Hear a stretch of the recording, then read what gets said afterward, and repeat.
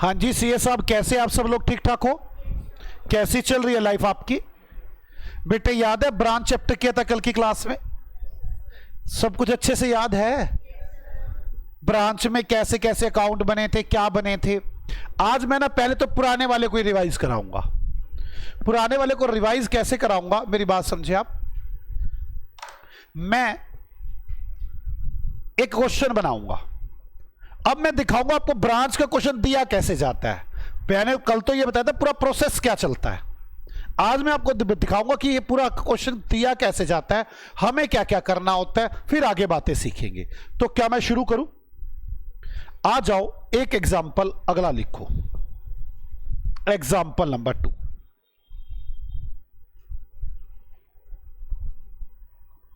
हमें दिया जाता है कुछ इस तरह से ट्रायल बैलेंस। इस तरह से हमें ट्रायल बैलेंस दिया जाता है, और ट्रायल बैलेंस एक होता है ब्रांच का और एक होता है एचओ का। ठीक, ब्रांच और एचओ के ट्रायल बैलेंस में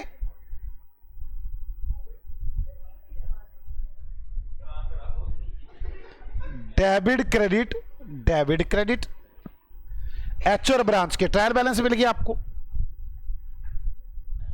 इस तरह से मुझे ट्रायल बैलेंस दिए होते हैं ब्रांच का और एचओ का।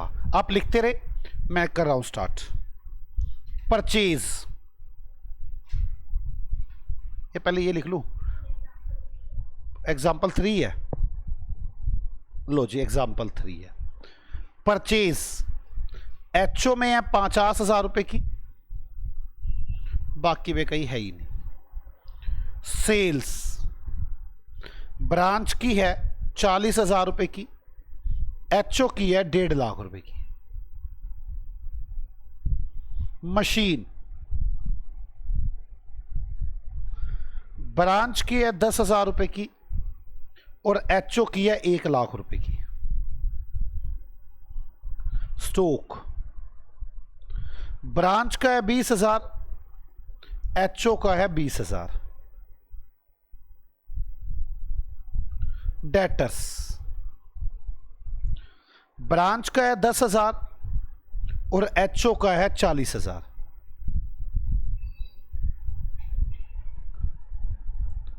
गुड सेंट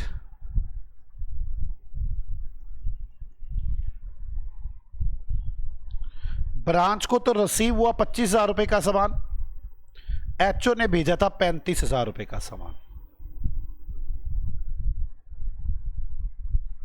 क्रेडिटर ब्रांच के तो है ही नहीं, एचओ के है 20,000। समझ में आ रही है बात?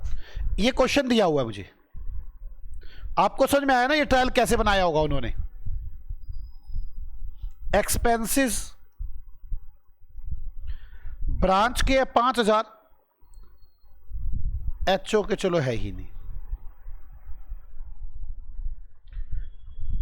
एचओ एंड ब्रांच, ब्रांच कह रही है मैंने देने हैं 2,000, एचओ कह रहा है मैंने लेने हैं 15,000। लोन एचओ कह रहा है, ब्रांच कह रही है 58,000 का, एचओ कह रहा है ही नहीं। कैश ब्रांच कह रही है 30,000,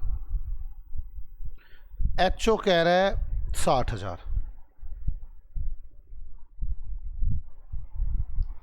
कैपिटल ब्रांच कह रही है, एचओ कह रहा है 80,000। आप पहले मुझे एक बात बताए, एक बार वो लिख लो यार, ट्रायल टैली करके देख लो। ट्रायल टैली है दोनों के, ब्रांच और एचओ के। ब्रांच का टोटल और एचओ का टोटल टैली आना चाहिए।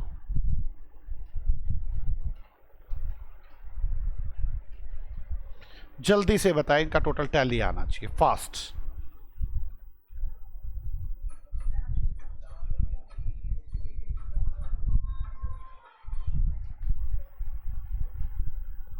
हाँ बच्चे, ब्रांच का टोटल 1 लाख आ रहा है, मैच हो रहा है। एचओ का 2 लाख, 2,85,000 और दिया हुआ है closing stock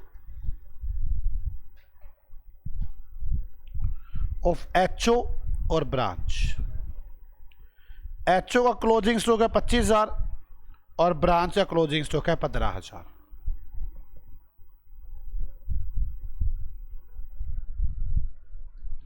branch send cash to HO 3,000 रुपए, but till date not received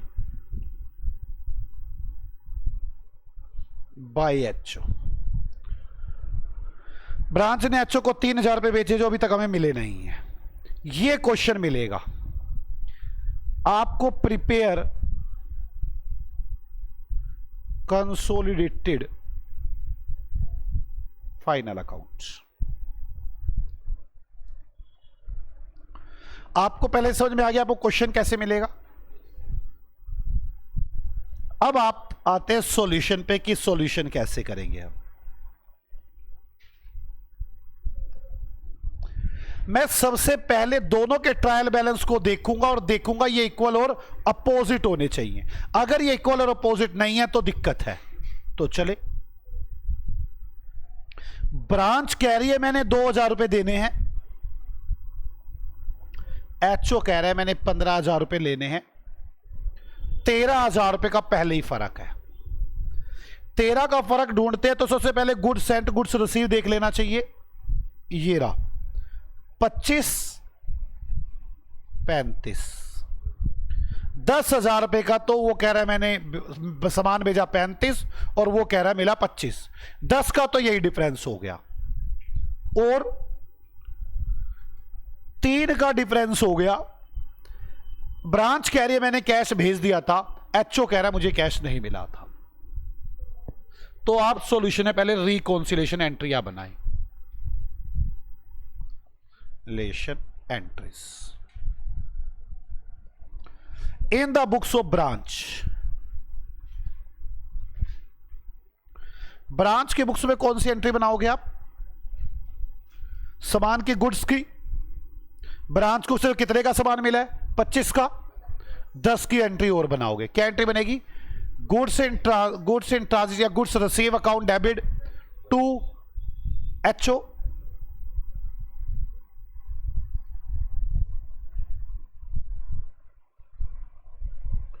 to HO कितने रुपए?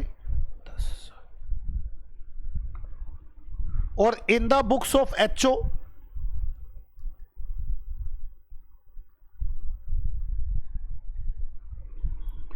Cash in transit account debit. Cash in transit account debit to branch 3,000। क्या यहां तक आपको मेरी बात समझ में आती है कि किस तरह से चला जाएगा? अब रिकंसिलेशन एंट्रीज हो गई। इसके बाद फाइनल अकाउंट बनाते हैं। फाइनल अकाउंट कॉलम फॉर्म में बना देते हैं। कैसे? Branch HO total, branch HO total,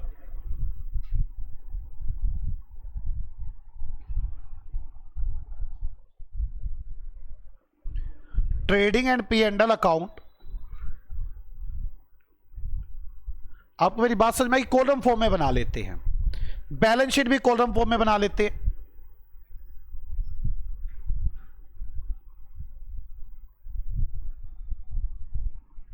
branch HO total, branch HO total.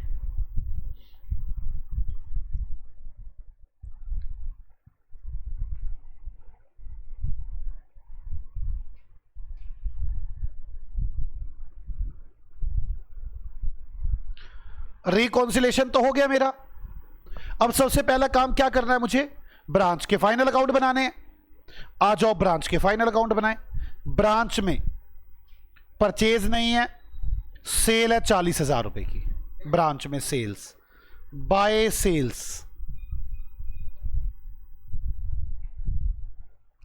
40,000 रुपए। आगे मशीन है 10,000 रुपए की, स्टॉक है 20,000 रुपए का। मशीन 10,000 रुपए की,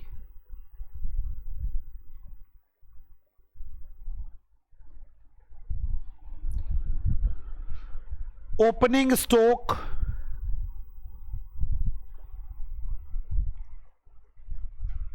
कितने रुपए का बच्चों?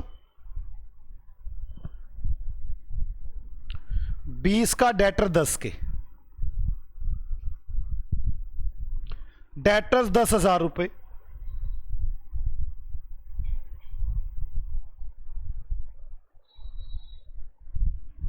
कोई डाउट तो नहीं यहां तक? डेटर्स के बाद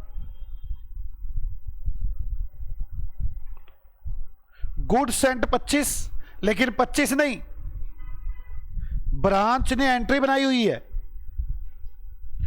गुड्स रिसीव की 25 और 10 35।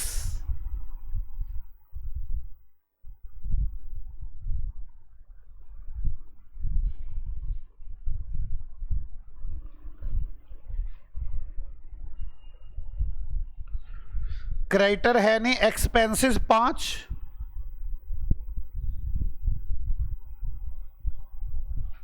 To expenses 5।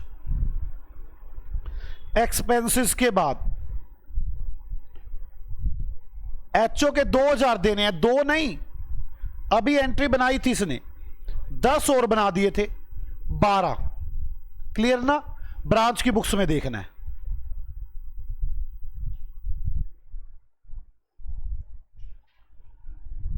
आगे चलो। Loan 58, cash 30।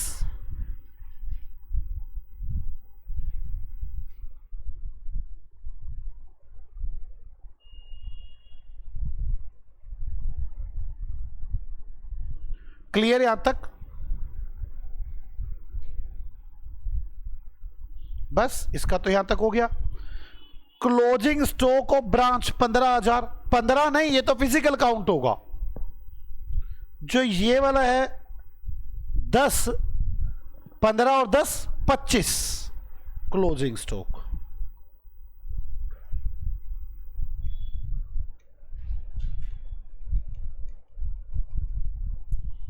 बाय एक लाइन छोड़ दी है मैंने। क्लोजिंग स्टॉक कितने रुपए आया? 35। और बैलेंस शीट में स्टॉक 35, 25, 15, 10 25। क्लियर हो गई सारी बात? हमने ये एंट्री भी डाल दी ना। एक बार गुड्स रिसीव में ऐड किया, एक बार एचओ में ऐड किया, एक बार क्लोजिंग स्टॉक में ऐड किया। बोलो पक्का? कोई डाउट तो नहीं यहां तक? चलो हो गया इसका काम। तो बस इसका जीपी निकाल दो।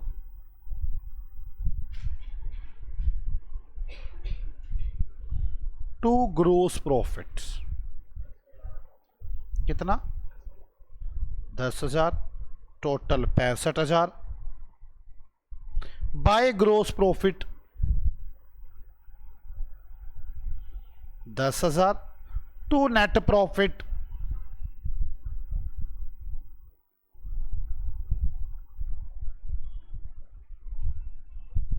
5,000 10। कोई डाउट है किसी को? बोलो बच्चों। चलो आगे।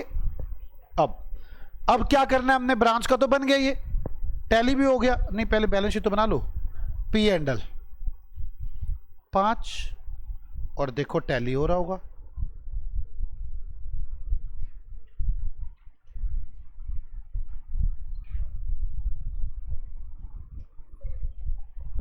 कितना बच्चे? 75। ये तो बड़ा आसान था। अब हम लोग किसका फाइनल अकाउंट बनाएंगे? एचओ का फाइनल अकाउंट। बस ट्रायल बैलेंस में जाएंगे, एचओ की बातों को देखना शुरू कर देंगे। चलो, परचेज 50 की, सेल 1.5 की। To purchase 50,000, by sale 1.5 lakh. बोलो बच्चों, आगे चलो। Machine 1 lakh, stock 20,000, machine 1 lakh, opening stock 20,000। कोई डाउट है किसी को?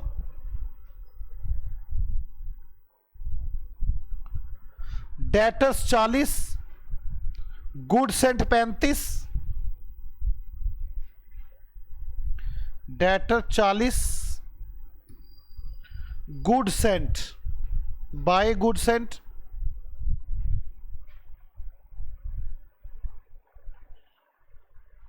35। कोई डाउट है यहां तक? क्रेडिटर 20,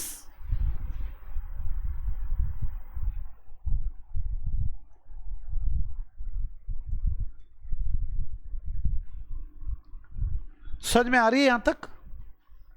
बोलो बच्चों, क्रेडिटर 20 हो गए। एक्सपेंसेस है नहीं, ये 15 है, 15 नहीं है ये, हमने इसकी एंट्री ठीक की है ब्रांच की। हमने 3,000 से कम कर दिया है, कितना हो गया है? 12। ब्रांच 12,000। ओके, आगे चलो। लोन है नहीं, कैश 60 नहीं 63, 3,000 अभी कैश इन ट्रांजिट की एंट्री बनाई है मैंने।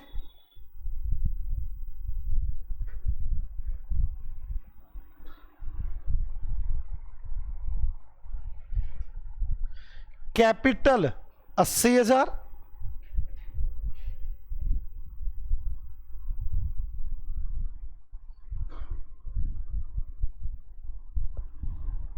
क्लियर है यहां तक?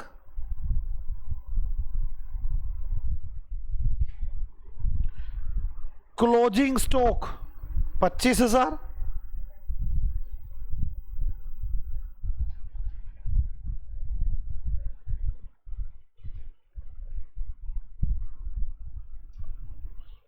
अब आप लोग जीपी निकालें, पहले बताए कितना आता है टोटल करके। जीपी बताओ। 1,40,000 टोटल कितना है? 210।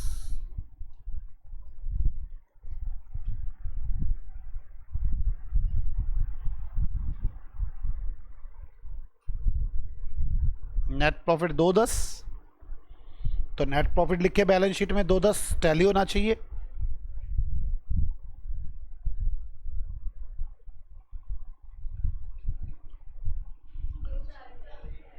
दो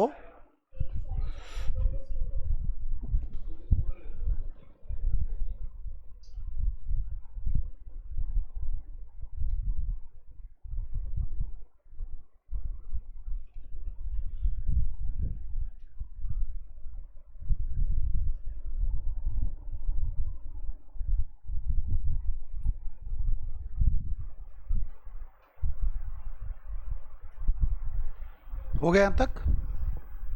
क्या दो? Balance sheet total, balance sheet का टोटल 240। अब हमें बनाना है कंसोलिडेशन।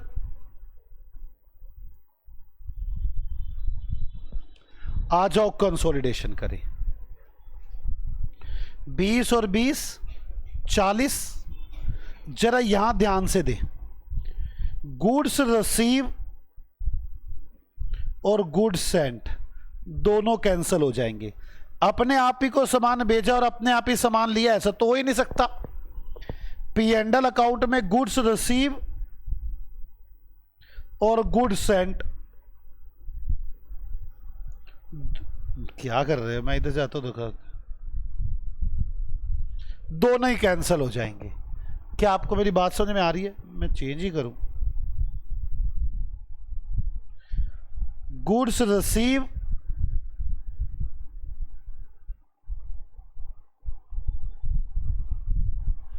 और गुड्स सेंट। अपने आप को क्या सामान बेचना, क्या सामान आना,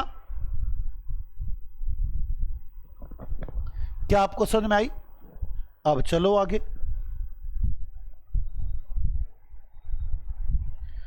परचेज 50,000, सेल 190, 50,000 का स्टॉक, आधे मुल्क, तो ये टोटल भी मैच करे। टोटल कैसे मैच हो जाएगा? 190 और 50, 240, 150 बाय जीपी 5,000, 145,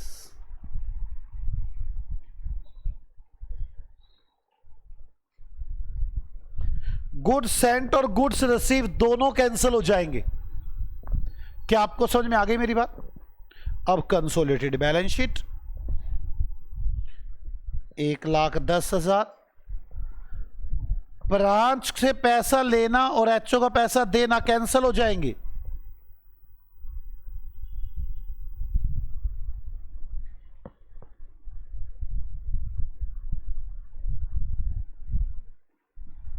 क्या आपको मेरी बात समझ में आ रही है?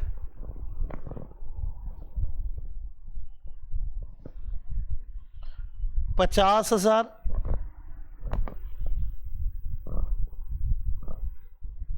93, 50,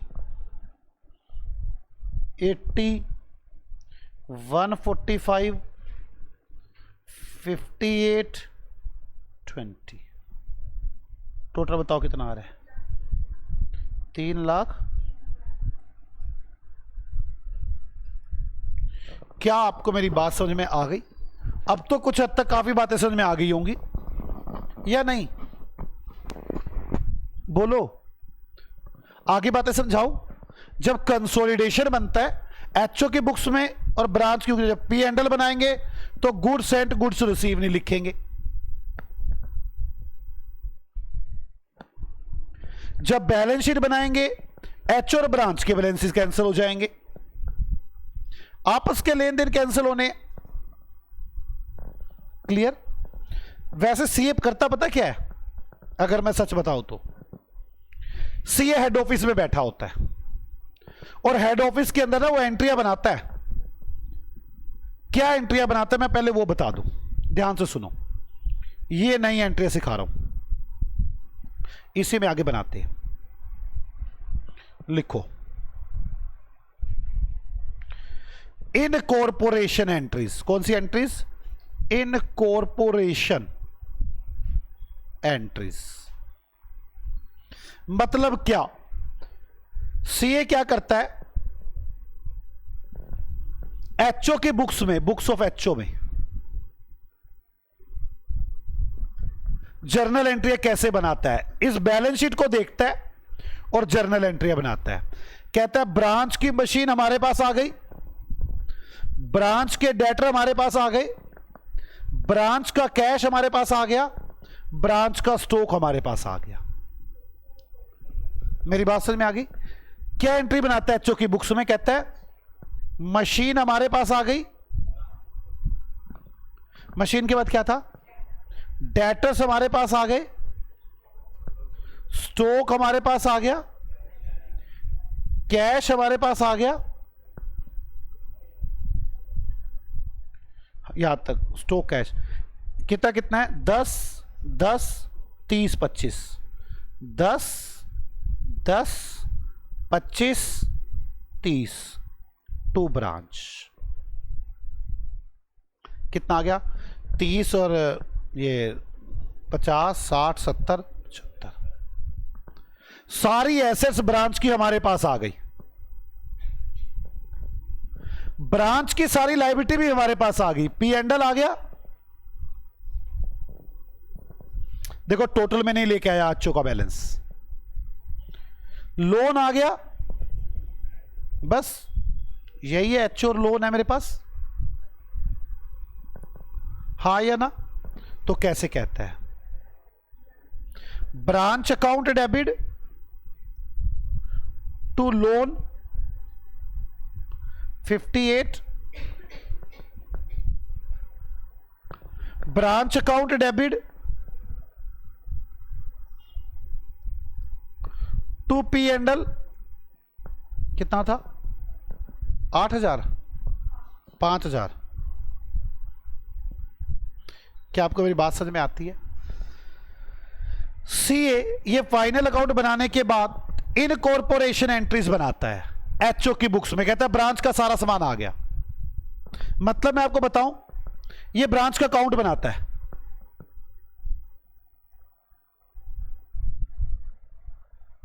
एचओ की बुक्स में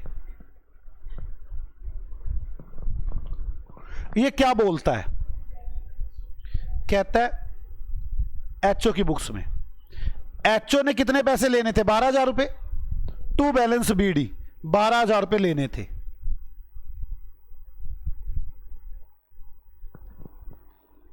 क्लियर? एचओ ने 12,000 रुपए लेने थे ना। एचओ ने उसके बाद ये एंट्रियां बना दी। नहीं समझ में आई बात मेरी? आज समझो, सबसे पहले एचओ का अकाउंट किसने बनाया था? अकाउंटेंट ने। अकाउंटेंट के बनाने के बाद हमने रेक्टिफाई किया था, याद है? रेक्टिफाई किया था ये एचओ और ब्रांच के बैलेंसेस से। रेक्टिफिकेशन बनाने के बाद, बैलेंस शीट बनने के बाद फिर ऐसे जोड़ा जाता है टू बैलेंस बीडी।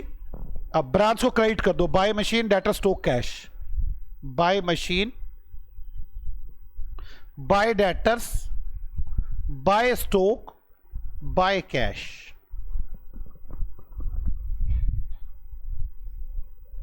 दस 10, 25, 30।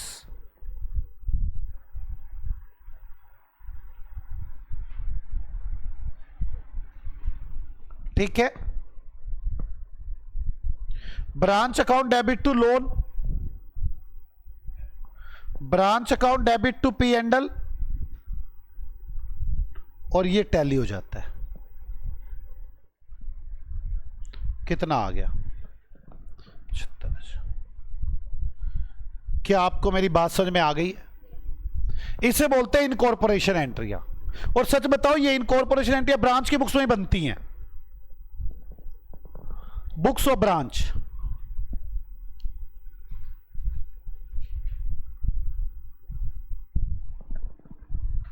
ब्रांच की बुक्स में कैसे बनती है?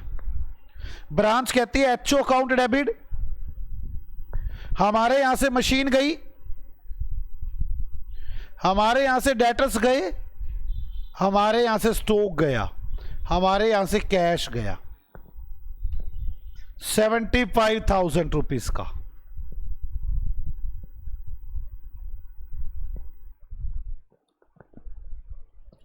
क्या आपको मेरी बात समझ में आ रही है? ब्रांच कहती है सामान गया एचओ में, एचओ कहता है सामान आया। ऐसे हो गया loan account debit to HO, ये एचओ को दे दिया। P and L account debit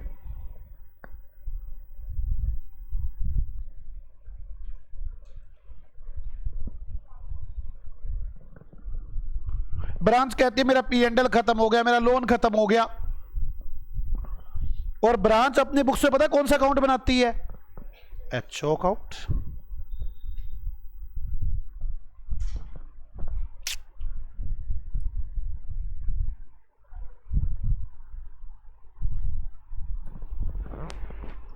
bye balance BD.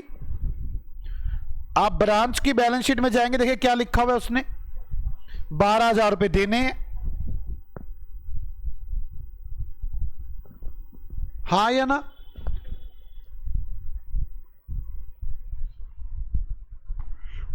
Machinery, debtors, stock, cash, loan, P and L, total.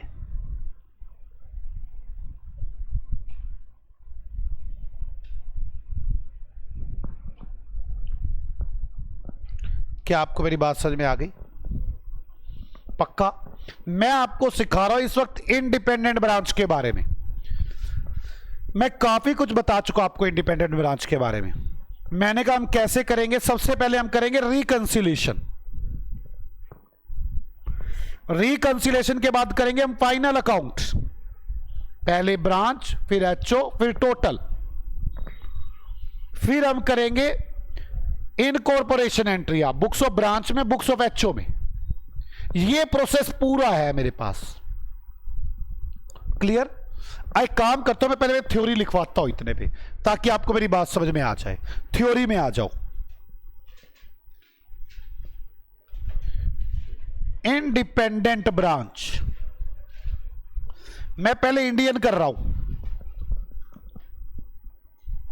मैंने आपको ना ये चैप्टर शुरू होने से पहले एक बात बोली थी, आपको डेली स्टार्टिंग से एंड तक पढ़ के आना पड़ेगा। Step 1, reconciliation.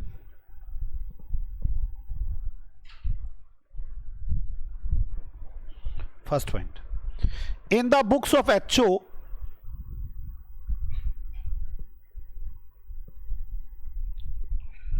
branch account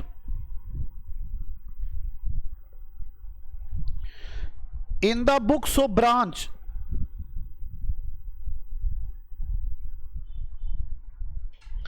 HO account is available। बात समझ में आ गई? These accounts required to be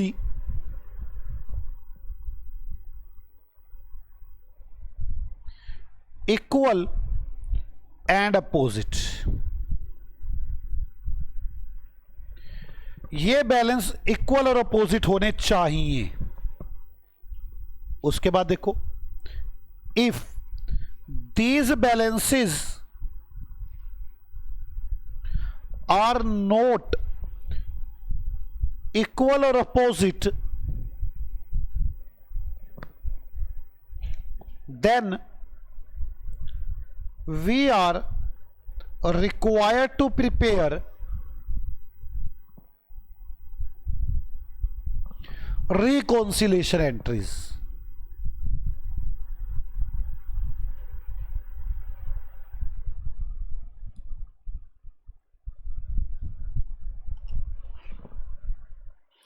Normally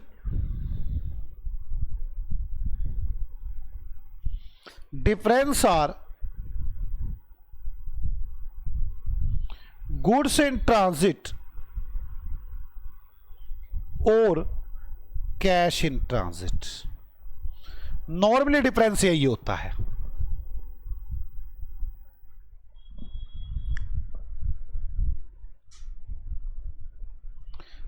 Entries are prepared in the books of recipient। रेसिप्टेंट के बुक्स में आप जर्नल एंट्री बनाएंगे। मतलब गुड्स इन ट्रांजिट की किसकी बुक्स में बनाओगे?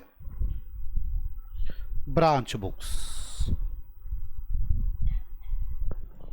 और कैश इन ट्रांजिट की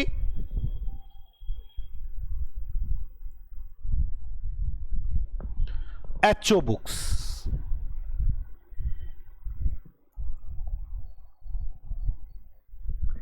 क्लियर? समझ में आ गया आपको? मैंने नॉर्मली बताया, मैंने हमेशा नहीं कहा कि यही डिफरेंस आएगा, बट आपको पहले चारों बातें समझ में आ गई। आप स्टेप 1 लगाएंगे रिकॉन्सिलेशन। ब्रांच की बुक्स में एचओ का बैलेंस मिलेगा, एचओ की बुक्स में ब्रांच का, ये इक्वल और अपोजिट होने चाहिए, नहीं हुए तो आप रिकॉन्सिलेशन करेंगे। नॉर्मली डिफरेंस ये होगा और इसकी बुक्स में एंट्री बनेगी। अब स्टेप 2,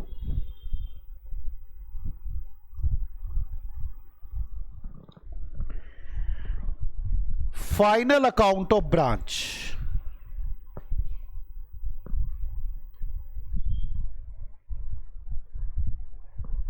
इसका first part, prepare branch trading and P&L account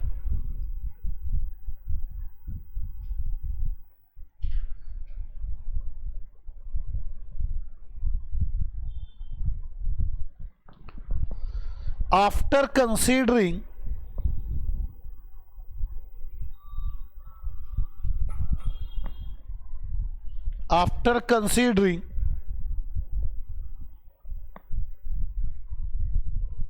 reconciliation entries. समझ में आ गई? आप ध्यान रखें कि रिकॉन्सिलेशन एंट्री को ध्यान रखना, उसके बाद ही फाइनल अकाउंट बनाना। इसी में एक सेकंड पॉइंट लिखवाऊंगा और एक थर्ड पॉइंट लिखवाऊंगा, फिर आगे चले। स्टेप 3,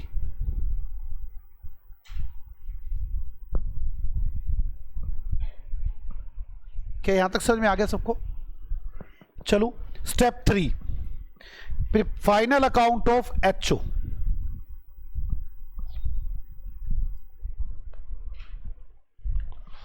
इसमें तो मैं केवल एक ही लाइन लिखवाऊंगा, इसमें 2 लिखवाऊंगा।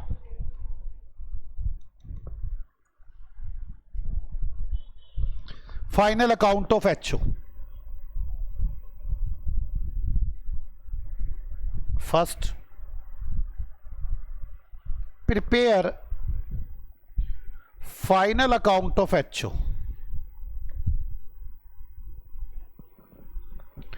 after considering reconciliation entries।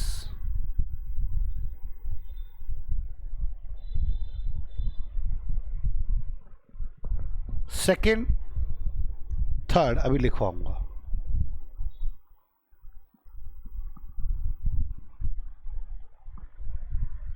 हो गया, फाइनल अकाउंट बन गया। Step 4,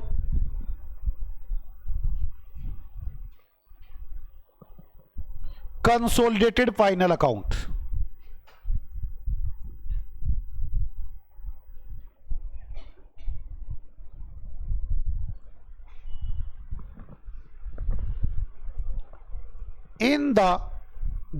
in the consolidated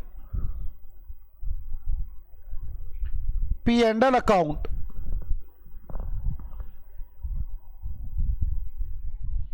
goods sent or goods received cancelled,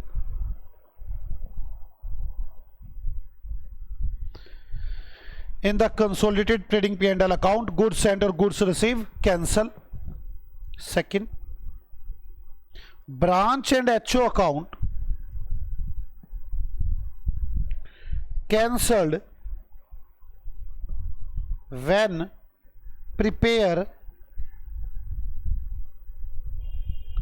consolidated balance sheet। समझ में आ गई आपको ये बात? ये सब बातें समझा दी है ना मैंने आपको। Step 5,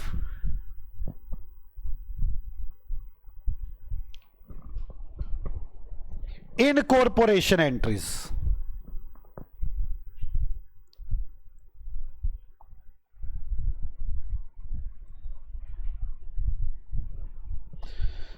books of HO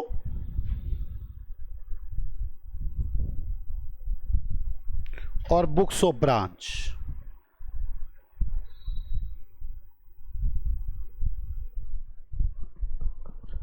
assets incorporation,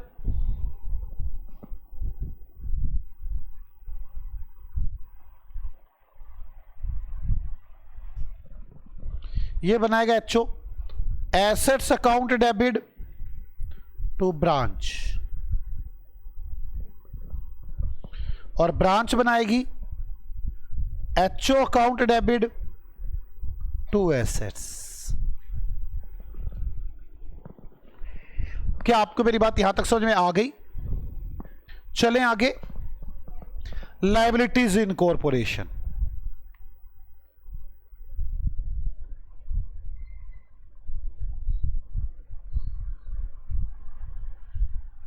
क्या एंट्री बनेगी? Branch account debit to liabilities. यहां पर liabilities account debit to H. Profit in corporation.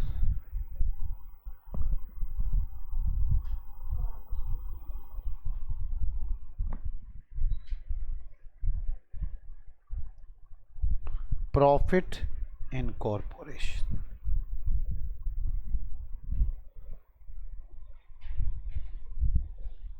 Branch account debit to P and L account. P and L account debit to H O.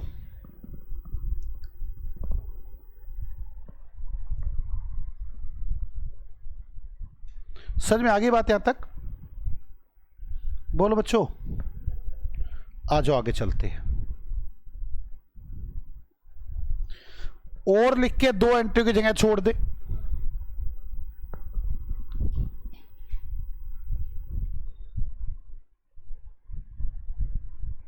Note, next year, starting of next year, ये भी समझानी है मैंने बात।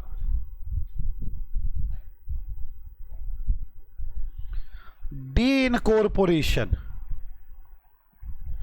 Entries are prepared. Deincorporation एंट्रियां बनाई जाती हैं।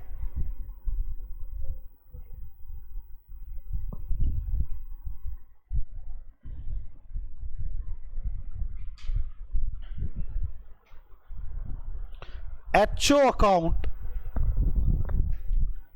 in the books of branch,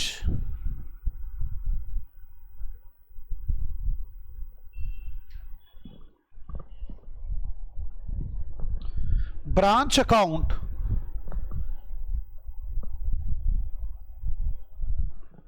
in the books of HO।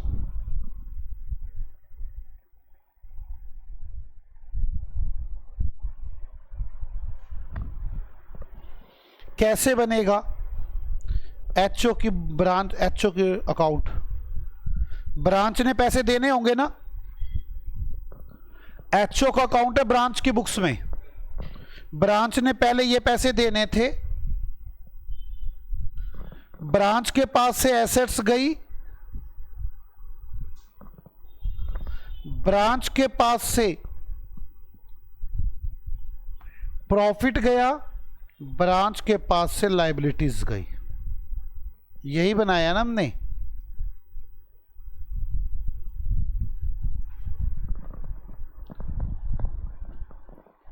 बोलो बच्चों,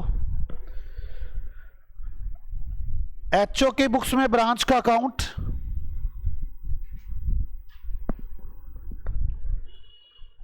टू बैलेंस बीडी,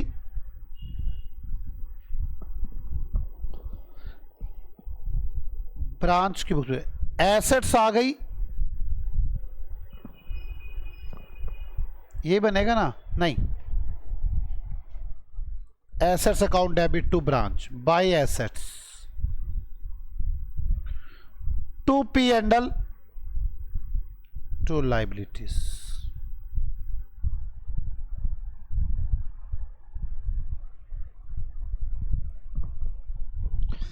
क्या आपको मेरी बात पूरी समझ में आ चुकी? एक बार नजर मार लो आपने क्या क्या पढ़ लिया है। पहले लिख लो फिर समझाता हूं क्या क्या पढ़ लिया। समझ में आया? पक्का? देखते हैं।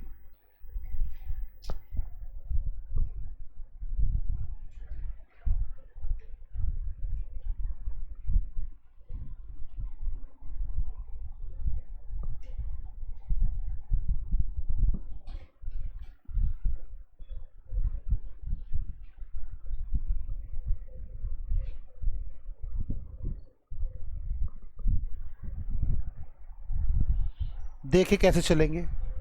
सबसे पहले क्या करना है, रिकॉन्सिलेशन। दोनों के उसमें अपने अपने बैलेंसेस होंगे। चेक करना है ये बैलेंस इक्वल और अपोजिट है तो ठीक है, नहीं है तो रिकॉन्सिलेशन एंट्रियाँ बनानी है, रेसिप्टेंट की बुक्स में एंट्रियाँ बनानी है। Normally difference goods in transit और कैश इन ट्रांजिट होता है।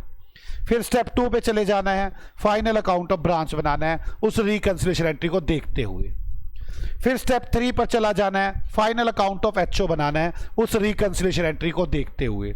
उसके बाद कंसोलिडेटेड फाइनल अकाउंट बनाना है।